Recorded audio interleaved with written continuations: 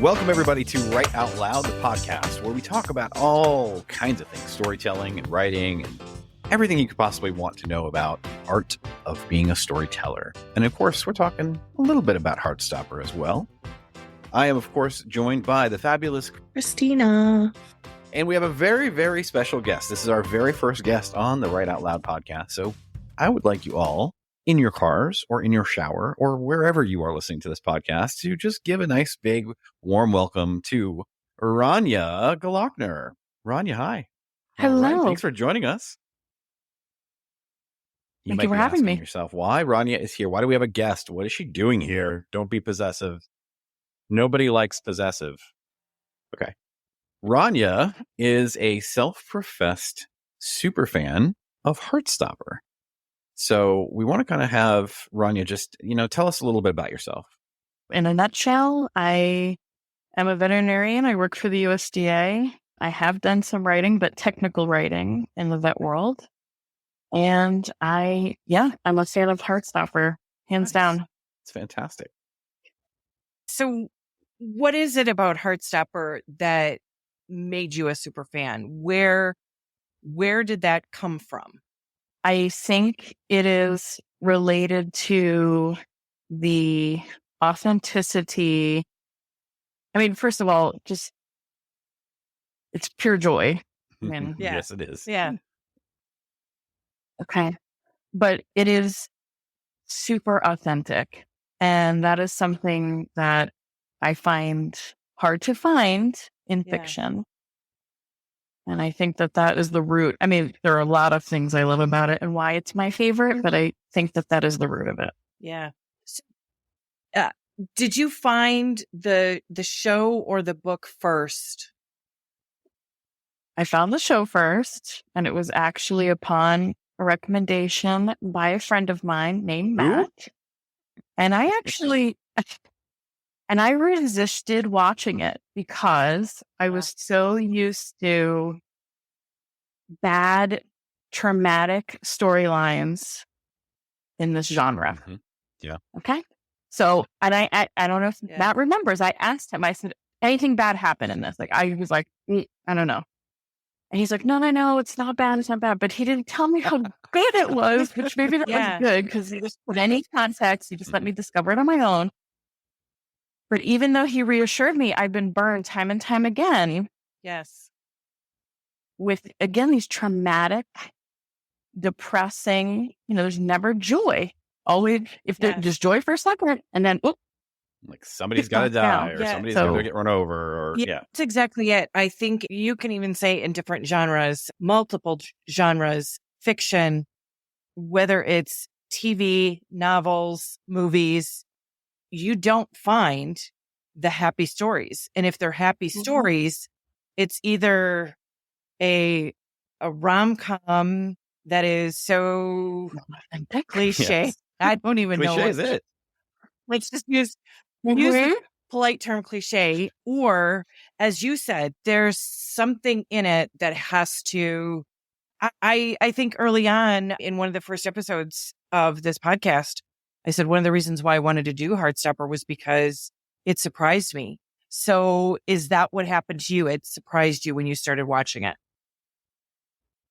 Yeah, because, here my friend assured me there was nothing bad in there, and I didn't believe him. Because, I think I had never seen it not be bad. I'd never seen it not be depressing. So that's how surprised I was that I still was hesitant. Yeah. So what happened when you started watching it? I didn't stop. I stayed up till 3:00 in the morning. No joke. I watched the entire beginning to end because I started it late because I watched a little TV before bed. And I just kept going and I kept going and I kept going. Yeah. So the proverbial binge watch that you can't. Yeah, that was exactly me. And the same scenario. I think it was like 11, 12 at night and they were 30-minute episodes. And I thought, one will put me to sleep. Yep. 4 hours later. No, I was not asleep. That's what happened to Andrew. Like my partner, for those of you who don't know, we haven't talked about that in the podcast before, but my partner, Andrew, was watching this show and I came home from work and I saw the show on and I just sort of, I don't know, I had an instant gut reaction of like, oh God, what is this? And he was like, oh, you really should watch the show. It's really, really good. And not for the same reason, but I also kind of had no, I'm fine. It doesn't look like anything I'm interested in. And he forced me to sit down and watch it. And I'm so glad he did, because it literally, same thing. I was hooked on it, right? But the minute you start watching the show and you see those characters and you see that storyline, it really takes you on that journey and pulls you right into that world. Yeah. I want to ask a question that we did not pre-prepare, but it is so burning in my head. I actually get asked quite a bit lately why the LGBTQIA stories are so front and center right now. And I think one of the reasons it is because the stories are no longer about the angst and the coming out and the, like even with Red, White and Royal Blue, that was a hugely popular romance before, Amazon did the movie.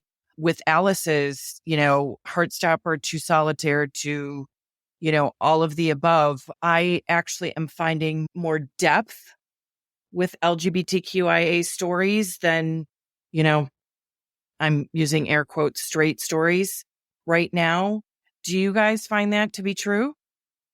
I mean, I'm finding, I can't say, I just think in general, it's been really hard for me to find really good, deep stories. I haven't read Red, White, and Royal Blue. I've heard of That's it. another very good one. Yeah. But maybe I need some recommendations. That's a after the show. recommendation right there for you. Yeah. That is a very good one. Yeah. I just find it interesting right now that is, Heartstopper, I have not come across one person, unless they're homophobic, let's just say that hasn't loved it. Ultimately loved it. Yeah, I do think that there is an uptick in quality storytelling for LGBT characters, because I think for the longest time, the focus on those characters was, and we've kind of touched on this a little bit in the past, we had the side character who was sort of just the funny friend, not a lot of depth, not a lot of, you didn't really get a lot of their story and their background and that sort of thing. Or you had the angsty coming out, I don't want to tell anyone, I'm living this lie, I'm living this hiding sort of life, right? And that has, I think, very much come away in terms of how society looks at it. That is not something society is really looking for anymore, because they know it. They know that story is out there. It's been told, and they're comfortable with that. They understand that that's a thing. So it becomes a little bit too much of a trope to go back to it. That's not to say that there isn't, because even in Red, White, and Royal Blue, there was pieces of that, like with the royal character. Yeah. That he couldn't come out because he was. Heartstopper is not without some tough moments, right? So I'm not asking, look, that's something I had to kind of think about to myself. Am I looking for something perfect? No, because it has real life, some really bad real life things that potentially happen. They touched on the bullying that he went through, for example, right? So it's not some fantasy fluff world that is utopian and perfect, but it wasn't about that. Yeah. And that's exactly with the first season with Nick. Yes, he struggled with what he was feeling because this was a new emotion for him, but he didn't dwell on it. It wasn't like, oh, let's carry it into season 2 and maybe going to come out. By the end of season 1, he's ready to live his life out in the open. Yeah. Yeah. It was much more natural. None of the, yeah. I mean, you feel the emotion, but it's not dwelling on the angst. It's not dwelling on one emotion or the other, with the exception of, I think she dwells on joy. I think she somehow, I'm sorry? I said, oh, darn. Oh, darn.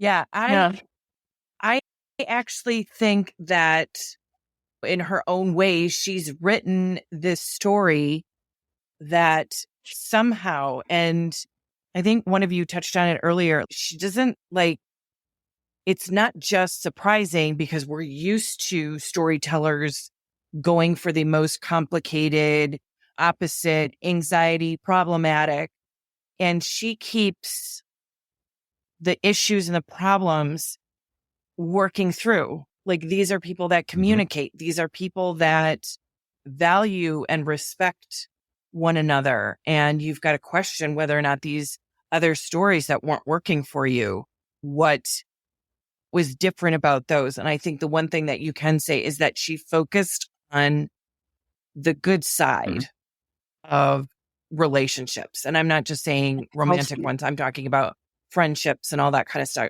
Because even Tao, a really great friend to them all, but he had his moments of feeling like, hey, this isn't a great friendship. But then Charlie, immediately when he realizes that there's a problem, steps up and they talk about it. Yeah, 100%. So, Rania, what was your maybe highlight of the season for season 1? Like, what was maybe your favorite part of the series in season 1, or the favorite just moment overall? I don't know if I can have just a favorite. I could have a favorite of each episode, maybe. That's fair. But I don't know. I mean, because truly it progressed in the most real way. Like, there wasn't even, because life is a bunch of like great moments and maybe some not so great, but there's actually a lot of little beautiful moments all throughout life. And you don't always have to have like that trip to Disney World or whatever. Sometimes it really is just you stepped outside and, saw this pretty flower. And I feel like the show is like that. So there's just so many little beautiful moments. I can't pick one. That's fine.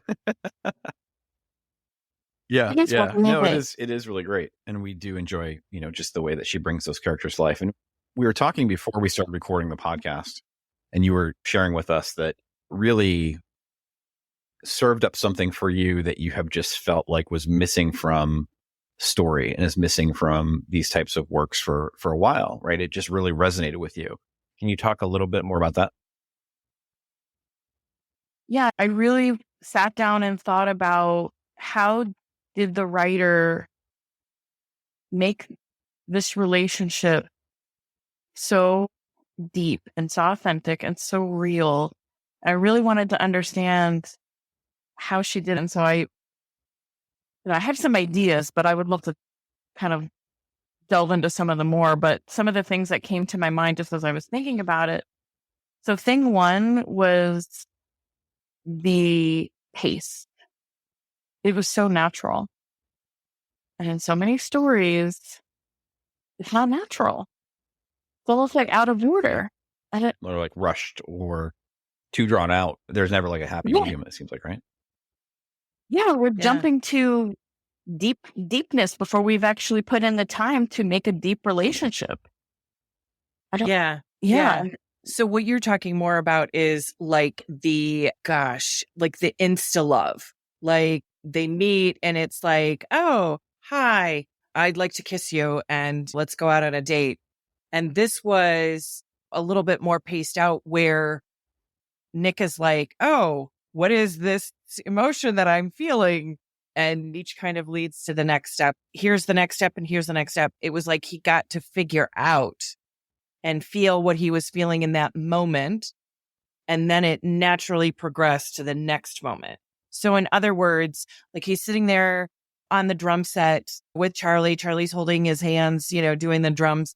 And he kind of looks at him like, okay, there's this feeling here that I have that I kind of miss his hands on mine. And then later on in that same episode is the famous couch scene where Charlie is asleep and Nick wants to hold his hand, because he had just held his hand. Yeah. I think that's beautiful, with the idea that the pacing is so well done. And it's actually not something that Matt and I have talked about as far as the writing goes.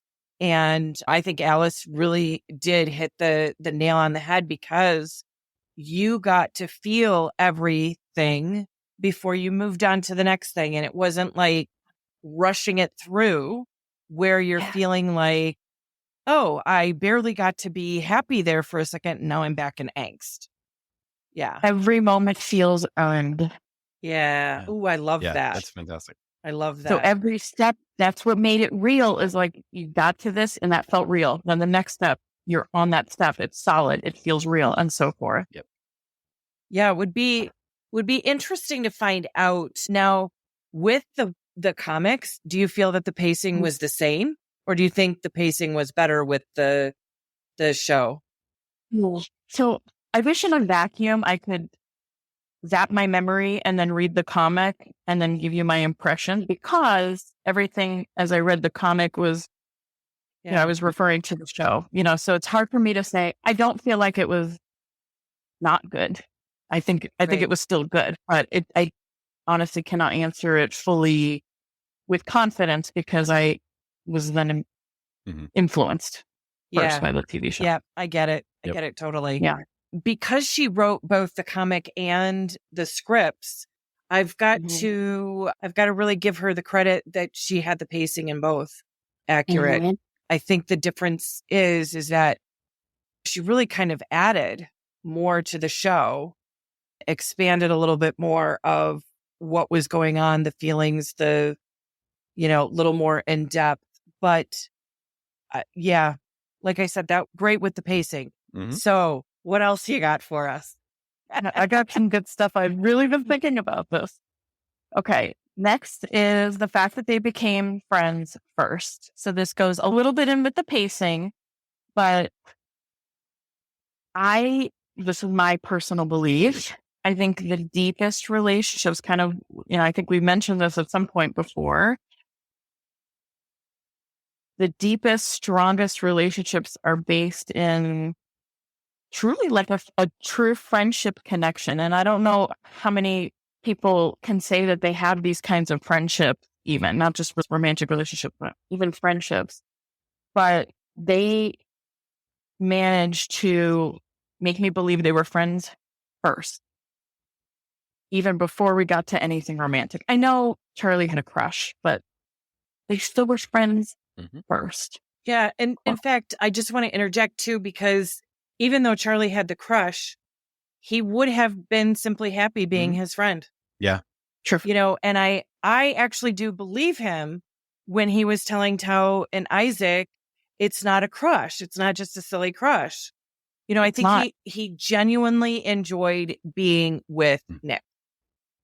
That's true. And Nick knew before he knew he had feelings in that way, he knew for sure he enjoyed Charlie's company, hands down. Yeah. And I think what is key, and I think I've said this multiple times on the podcast, is that conversation that Nick has with his mother the first time she meets Charlie and says, you are more yourself with him. Yes. Yeah. Than anyone else. And I think I have that as a note for good writing. Yeah. And I think that also can be said for Charlie. Charlie is more himself. Now, Charlie's lucky, though, because he gets to be himself with El, Tao, and Isaac as well. But I think because of that little bit more depth that he grows for Nick, he can be even more himself. Yep. And that informs the authenticity of their relationship. 100%. Yeah. So again, it comes back to the writing.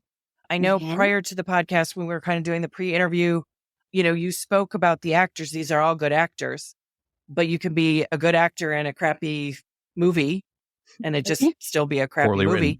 Poorly written. But because these are good actors with really great writing, that's a good formula. Yep. 100%. Yep. And part of the writing that I think made their relationship, for me to believe that they were friends and that it was such a deep relationship, is the quality of the conversations and the topics that they talked about. Because they got into their likes and dislikes, and they understood things about each other that, frankly, no one else understood about them. Through the writing, you understand how deep and strong their relationship starts out, even just as friends. We've talked about it before with the Isaac character. You have those moments of this, Isaac is a person who keeps to himself, right? He is very much a part of their friend circle, and he is very well ingrained in that friendship group. Yet when they go out someplace, there he is reading his book, right? But they accept that about him. Like, they know that about him and they love that about him. They are taking him for who he is and not who they want him to be. Because I'm sure they would, if you backed him into a corner and you're like, do you like it that he reads books while you guys are hanging out together? They'd be like, well, no, but it's him. That's what he does. It's fine. We love him. It was just that really, and it was all unspoken. Nobody ever talked about it. It wasn't brought up. It wasn't a topic of conversation. It just was. So the depth of that relationship that they have is shown, not told, throughout the story. Mm-hmm. Yeah. And I think that's the other key thing that most viewers, readers, if you're not on the writing side, don't realize how much show versus tell really does create for the audience that's, again, watching or reading. Because the thing about show versus tell is that the show is so much more subtle and it's throughout rather than just being told. Charlie likes Nick, Nick likes Charlie. You watching it unfold and seeing it happen adds to that authenticity that you had talked about. It goes to the actions speak louder than words. Oh, yeah. Right? With the showing thing, I think that Ben and Imogen help show, again, how good Nick and Charlie are by being the contrast. Yeah. Yep.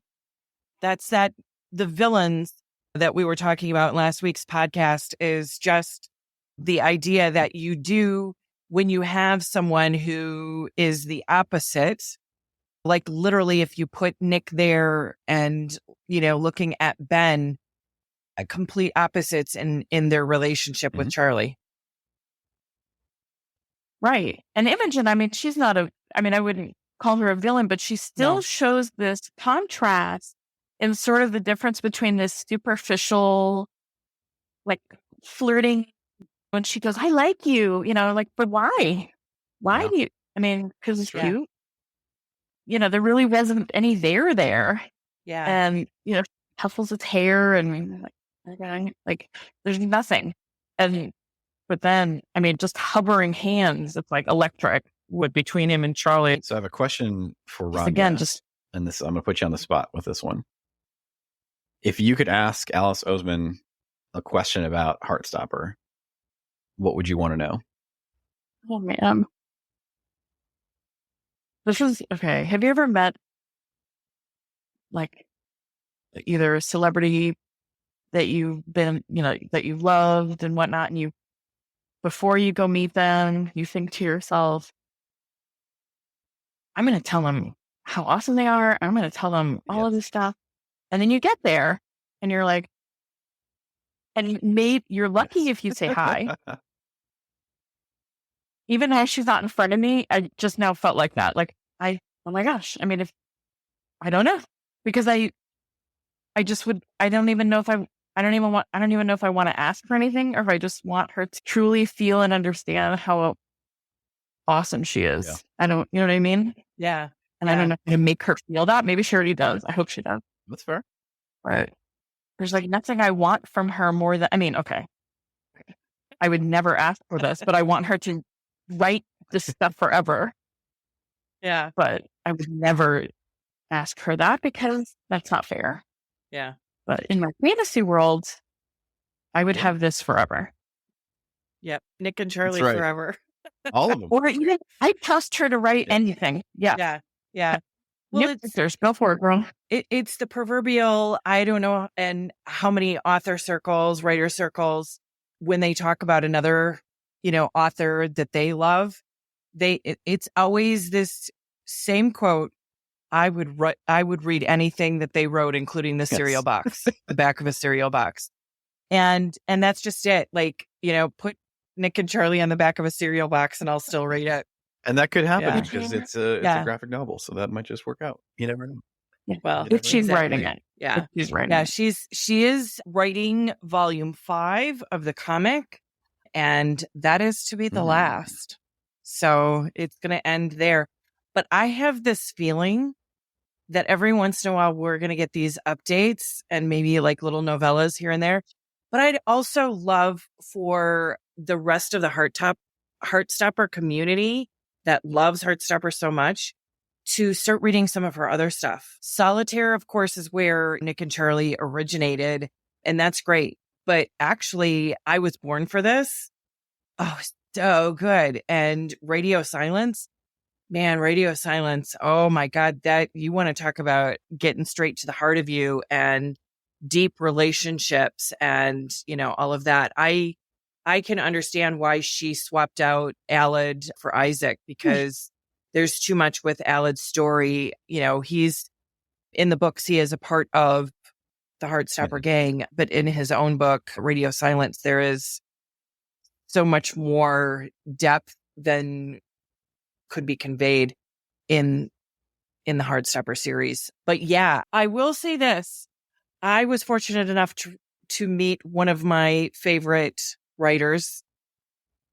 And you would think I would come up with something brilliant to say to them and how much No, I went straight for the characters. Into real life. I know you didn't say a word. No, I went straight for the characters and was like, oh my God, True Heart wasn't even in the last book. And what are you doing to Peabody and McNabb? Seriously, that's what I did. And all she patted me on the shoulder and she said, don't worry, Nora, I'll take care of you. Yes. So I think it's so important to just, be yourself. Be yourself when you meet these people. And sitting behind a computer screen, or in Alice's case, drawing and writing the comics and then the screenplay, she's got to know how much she's impacting people, and she can't do that unless she hears from readers and watchers and fans and things like that. Because I think you'd be surprised at how many people we talk to each other about it, but Alice is removed from that. So yeah, so everybody out there, if you've got an author that you absolutely love, just type that little email or, send that little tweet. Let them know how much you love them. They appreciate it, for sure. Let them know. So for sure. Rania, as we kind of wrap this session up, what is kind of give us your final thoughts on Heartstopper, on just the storytelling in general. Tell us, kind of what you want to end on. It's just, again, the most beautifully told story. And I hope that, I trust everything. So I'm saying I hope there's, as she continues to either make the show or finish out the comics, I hope it keeps being like this, but I don't have to hope. I already know. Yeah. Because I trust her implicitly. She's done it. There's no, like you said, there's no messing it up because she's writing authentically from her heart. So it is going to be good. So I guess it's just maybe a message about, like what you said earlier, staying true to yourself. And I know that's very said a lot. It's very overdone, but at the same token, we are not good at practicing it. Yeah. And I think that's actually the reason why Heartstopper is so good, and why I talked Matt into starting this podcast, is because you don't come across something so authentic that just, asks you to be yourself, because these characters are themselves, and, Alice is herself. And, so yeah, I understand completely what you're saying. And writers out there who are listening, this is our ask of you, is to write just as authentically, is to tell those stories that bring that same level of depth, that put in the work to show just exactly how we get to the point that we can have that depth, right? We put in the work, we've earned that relationship, we've earned that depth, and you've got to put that in there. You've got to put that work out there and get everybody else involved, because we are waiting for you. We are absolutely waiting for you. Well, very good. Well, Rania, thank you so much for joining us. We are very, very happy that we could have you as our very first guest. So again, everybody, you might be in the car, maybe in the car, wherever you want. Just give her a little bit of a round of applause. All right. She'll hear you. She will hear you. Well, thank you so much, Christina. As always, my darling. Thank you. Thank you. Thank you. Thank you. Thank you. And until next time, everybody, take care. care.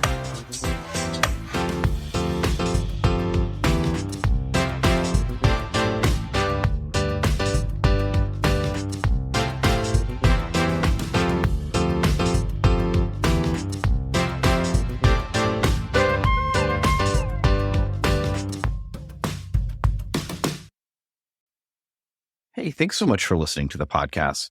We really hope that you're enjoying every bit of it, but we would love to hear your feedback. Drop us an email either to matt@writeoutloudpod.com or christina@bookmatchmaker.com. We would love to hear your thoughts. What's working, what's not working, and what do you want to hear more of? Thanks so much. We really appreciate it.